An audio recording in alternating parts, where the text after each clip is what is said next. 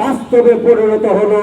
সুতরাং জনসাধারণকে বলছি, ব্যবসায়ীদেরকে বলছি, আজকে যদি জামাত সহ 11 দলীয় এই সংস্থা যদি রাষ্ট্র ঐক্যজোট যদি রাষ্ট্র ক্ষমতায় যাইতো, দ্রব্যমূল্যের দাম কমে যাইতো, দুর্নীতি বন্ধ হয়ে যাইতো, ব্যবসা বাণিজ্য ভালো হতো, বিদেশে আপনার লাইন তৈরি হতো। কারণ আজকের মুসলিম রাষ্ট্রগুলির সাথে বিভিন্ন দেশের সাথে 11 দলীয় ঐক্যজোটের সবচেয়ে বেশি খাতির শুধু ভারতের সাথে আমাদের খাতির নাই, আর সবার সাথে আমাদের খাতির আছে, খালি ভারতের সাথে নাই। কারণ ভারত স্বাধীনতার পর থেকে যুদ্ধ শেষ হওয়ার 17 তারিখ থেকে 16 তারিখ বিকেল থেকে আমার দেশ থেকে সম্পদ পাচার করা শুরু করেছে। প্রতিবাদ করতে গিয়েছিল বেদর জলিল, তাকে ভারতীয় সৈনিকেরা গ্রেপ্তার করেছিল। শেখ মুজিবের মতন ওই রাষ্ট্র ক্ষমতায় যখন আওয়ামী লীগ ছিল, ওই টাইমে তার প্রতিবাদ করার সাহস ছিল না ওই আওয়ামী লীগের। তার মানে তো তারা হলো ভারতের লোক, এই জন্যই তারা সেদিন প্রতিবাদ করার সাহস পায় নাই।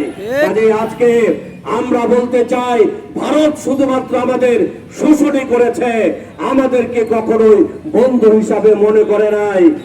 টিভির অনলাইনে আপনি যান, ইউটিউবে দেখবেন, গ্যাস নিয়ে একটা ইউটিউব আছে, সেখানে বলা হচ্ছে এই ভারত আমাদের সমুদ্রের নিচ থেকে তার সীমান্তে শক্তিশালী মেশিন বসিয়ে আমার সমুদ্রের সীমার সেই গ্যাসগুলি তারা উত্তোলন করে ডাকাতি করছে।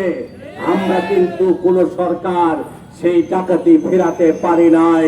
সমুদ্র বিজয় হওয়ার পরে হাসিনা ভারতীয় সরকারের 2টি কোম্পানির কাছে আমার দেশের গ্যাস উত্তোলনের জন্য চুক্তি করেছিল। তারা 14 বছরে একটা ইটও সেখানে রাখে নাই গ্যাস উত্তোলনের জন্য। তার মানে তাদের কাছেই যারা দিয়েছে, ভারত যাতে করে পরিকল্পিত ভাবে সেখান থেকে গ্যাস চুরি করে নিয়ে যেতে পারে, এজন্য তাদের কাছে ইজারা দেওয়া হয়েছিল, তাদের সাথে চুক্তি করা হয়েছিল।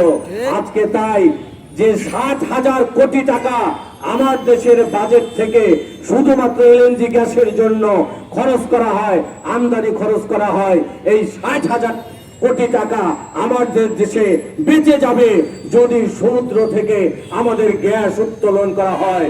প্রত্যেকটি বাড়িতে বাড়িতে গ্যাস দেওয়া যাবে, প্রত্যেকটি ইন্ডাস্ট্রিতে গ্যাস দেওয়া যাবে, প্রত্যেকটি ঘরে ঘরে গ্যাস পৌঁছানো যাবে, সিলিন্ডার গ্যাস লাগবে না, লাইনেই সবকিছু দেওয়া যাবে। যদি আমাদের দেশে যে সমুদ্রে গ্যাস আছে, তাদের শাসন ক্ষমতায় দরকার সৎ নেতৃত্ব, সাহসী নেতৃত্ব, তারা সেখান থেকে গ্যাস উত্তোলন করবে। ভারতের চক্ষু রাঙানো তারা ভয় করবে না, চোখ রাঙানো তারা ভয় করবে না।